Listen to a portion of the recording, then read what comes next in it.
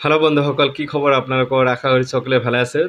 ময়ো ভালে আছোঁ। তো বন্ধুসকল, আজিৰ খেল T20 ৱৰ্ল্ড কাপৰ ফাইনেল খেল তীব্ৰ মহাৰণত প্ৰতিদ্বন্দ্বিতা কৰিব আমাৰ ইণ্ডিয়ান টিম আৰু এগেইনষ্টত থাকিব সাউথ আফ্ৰিকা। তো বন্ধুসকল, আজিৰ খেলখনত কোনে জয়লাভ কৰিব আপোনালোকে নিশ্চয় জনাবলৈ নাপাহৰিব। আৰু খেলখনত কোনে জয়লাভ কৰিব, কোনে ভাল খেলিব, আজি কোহলি কিমান ৰান কৰিব পাৰে, ৰোহিত শৰ্মাৰ বেটিং পাৰফৰ্মেঞ্চ কেনেকুৱা হ'ব, সূৰ্যকুমাৰৰ ছিক্স আমি কিমানটা দেখিবলৈ পাম, আৰু ইফালে জাসপ্ৰীত বুমৰাহ ইকনমি কিমান দিব পাৰে, আৰ্শদীপ সিঙে কিমানটা উইকেট দখল কৰিব পাৰে। যিহেতু উইকেটৰ ক্ষেত্ৰত আৰ্শদীপ বৰ্তমান 2 নম্বৰ স্থানত আছে হায়েষ্ট উইকেট টেকাৰ হিচাপে। কুলদীপে কেনেকুৱা বল প্ৰদৰ্শন কৰিব, হাৰ্দিক পাণ্ডিয়াৰ কেনেকুৱা ছিক্স দেখিবলৈ পাম, কেনেকুৱা বল দেখিবলৈ পাম, নিশ্চয় আপোনালোকে কমেণ্টছত জনাব বুলি আশা থাকিলে। আৰু আপোনালোকেও আজি এই খেলখনত কেনেকুৱা আশা কৰি আছে আৰু ইণ্ডিয়ান টিমে কেনেকুৱা পাৰফৰ্মেঞ্চ দিব, কিমান ৰানত জয়লাভ কৰিব পাৰে, নহ'লে কিমান উইকেটত জয়লাভ কৰিব পাৰে বুলি আপোনালোকে নিশ্চয় জনাব বুলি আশা থাকিলে। আৰু বিশেষভাৱে জনাইছোঁ যে ইণ্ডিয়ান টিমত অলপ সাল সলনি কৰাৰ প্ৰয়োজন আছে নেকি, যদি আছে তথাপি কমেণ্টছত জনাব। আৰু কমেণ্টছত জনালেই যে মই কিবা চেঞ্জ কৰিব পাৰিম নেকি? Never I think not. মানে মই ভাবোঁ নোৱাৰোঁ, মানে মই নোৱাৰোঁ। তো যে নহওক মই নোৱাৰোঁ, কিন্তু হয়তো অথৰিটিৰ মানুহ আছে নিশ্চয় চেঞ্জ কৰাৰ কাৰণে মাথা মাৰিব। আৰু ইতিমধ্যে হয়তো কিজানি লিষ্ট আউট হৈছে আজি কোনে কোনে খেলিব। আৰু আগতে যেনেকৈ খেলিছিলে ৰোহিত শৰ্মা আৰু কোহলি আহিছিলে বেটিঙত, 1 ৰাউণ্ডত আহিছিলে ঋষভ পন্ত, 3 নম্বৰত আহিছিলে সূৰ্যকুমাৰ যাদৱ, আৰু তাৰপিছত জাদেজা আহে, হাৰ্দিক পাণ্ডিয়া আহে, শিৱম দুবে। সকলোৰে প্ৰশ্নৰ আঁৰত আছে যে শিৱম দুবে কেনেকুৱা পাৰফৰ্মেঞ্চ দেখুৱাইছে, কি কৰি আছে টিমত। তো হয়, মই যোৱাকালি যিটো লাইভ আছিলে, লাইভত মই অলৰেডি কৈছোঁ যে শিৱম দুবেক একচুৱেলি চেঞ্জ কৰিব লাগিছিল। চেঞ্জ কৰি যদি ল'ব পাৰিলেহেঁতেন ৰিংকু সিং, নহ'লে আৰু ল'ব লগা এই প্লেয়াৰ জয়সৱাল আছে, চেমছন আছে, গিলৰ কথা বাদ দিলোঁ। তো বহুতকেইটি হয়তো প্লেয়াৰ আছিলে, কিন্তু শিৱম দুবেক চেঞ্জ কৰা এতিয়ালৈ হোৱা নাই। কিন্তু মই ভাবোঁ একচুৱেলি চেঞ্জ কৰিব পাৰিলেহেঁতেন। যদি চেঞ্জ কৰিলে হয় ৰিংকু সিঙকো ল'ব পাৰিলেহেঁতেন, নহ'লে জয়সৱালক লৈ কিনে যদি তাক অপেনাৰ হিচাপে প্ৰক্ষেপ কৰিলেহেঁতেন, হয়তো খেলটো যেন অলপ ৰোমাঞ্চকৰ আৰু অলপ চেঞ্জ হোৱা দেখিব পাৰিলেহেঁতেন। কিয়নো ৰোহিত শৰ্মাৰ লগত যদি পাৰ্টনাৰশ্বিপ যদি জয়সৱালে অলপ ভাল দিলেহেঁতেন, সকলোৰে খেলি ভাল লাগিলেহেঁতেন, আমি অনুৰাগী হিচাপে চাই কিনেও কিন্তু ভাল লাগিলেহেঁতেন।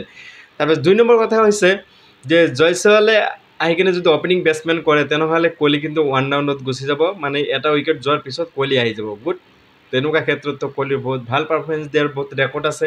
তো মই কথাষাৰ সেইখিনি ক'ব বিচাৰিছোঁ বা আহ্বান জনাম। হয়তো আমাৰ কথা নুশুনিব, কিন্তু কথাবোৰ এনেকুৱা বা খেলটো এনেকুৱা হ'লে যেন বহুত ভাল লাগিলেহেঁতেন। আৰু সেই কথা কিন্তু সকলোৱে কৈ আছিলে, আৰু সকলোৱে কয় যে ইণ্ডিয়ান টিমত আই থিংক বিৰাট কোহলি ভাল খেলিব লাগে, নহ'লে বিৰাট কোহলি 1 ৰাউণ্ডত আহিব লাগে। ইফালে শিৱম দুবেক চেঞ্জ কৰিব লাগে, চেঞ্জ কৰি কিনে জয়সৱালক আনিব লাগে, নহ'লে ৰিংকু সিং আছে বা অন্য খেলুৱৈ আছে তেওঁলোকক আনিব লাগে। বিশেষকৈ ৰিংকু সিং আৰু জয়সৱালৰ কথাটোৱে বেছি আহি পৰিছে। গতিকে মই সেইটোৱে ক'ব বিচাৰিছোঁ, জয়সৱালক এণ্ট্ৰি কৰিব লাগে, এণ্ট্ৰি কৰি প্ৰক্ষেপ কৰিব লাগে ৰোহিত শৰ্মাৰ লগত। তো যিয়ে নহওক, আৰু অন দ্য আদাৰ হেণ্ড যিটো আমাৰ বলিং ছাইড আছে, যেনেকুৱা কুলদীপৰ পৰা আৰম্ভ কৰি জাসপ্ৰীত বুমৰাহ, আৰ্শদীপ সিং, জাদেজা, হাৰ্দিক পাণ্ডিয়া, সকলোৱে ভাল বল প্ৰদৰ্শন কৰি আছে, ভাল বল দি আছে। আৰু কেইটিমান মেক্সিমাম খেলে যে বৰ্তমান আমি বলাৰৰ জৰিয়তে জিকিবলৈ সক্ষম হওঁ, এইটো কিন্তু সঁচা কথা। কিয়নো যোৱা যিটো ছেমিফাইনেল খেল আছিলে, তাতেও কিন্তু সিমান এটি ৰান হোৱা নাছিলে। 171 টাৰ্গেট, সিমান নহয় কিন্তু আকৌ সিমান নহয়। তে 171 টাৰ্গেট এক প্ৰকাৰ বেয়া হয়, আকৌ ক'বলৈ গ'লে একচুৱেলি নিয়াৰ এবাউট 200 হ'ব লাগে। আজিকালি যিহেতু T20 ৱৰ্ল্ড কাপ সকলে ব্লাইণ্ডাৰ বেটছমেনসকলে বেট হাতত লৈ আহে, মাৰিম বুলি কয়ে, আৰু মাৰাৰ কাৰণে সকলোৱে চেষ্টাও কৰে।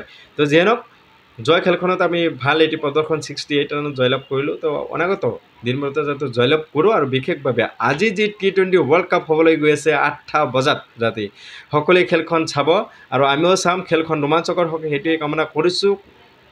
আৰু 2 নম্বৰ কথা হৈছে ৰোমাঞ্চক হোৱাৰ লগে লগে খেলখনত যাতে আমি অনায়াসে জয়লাভ কৰি যাব পাৰোঁ, সেইটো সকলোকে অল দ্য বেষ্ট জনাইছোঁ। আৰু tip India go ahead and all the best for ever. And আমি সদায় ইণ্ডিয়া টিমৰ লগত ছাপোৰ্ট কৰি থাকিম মৰা আগমৰ্যন্তলৈকে, আৰু কৰিয়ে থাকিম, আৰু কৰোঁ।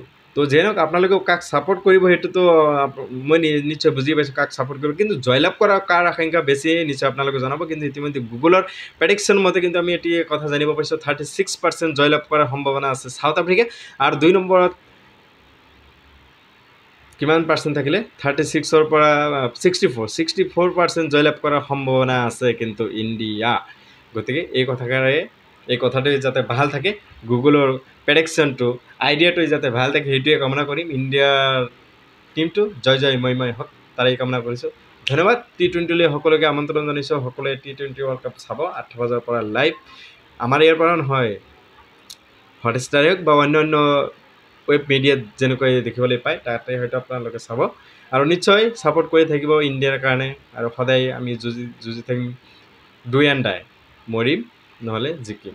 কথাকে সেনেকুৱাই যে কৰিম নহ'লে মৰিম। তো আমি যাতে জয়লাভ কৰোঁ তাৰেই কামনা কৰি আজিৰ ভিডিঅ'ৰ পৰা বিদায় মাগিছোঁ। ধন্যবাদ।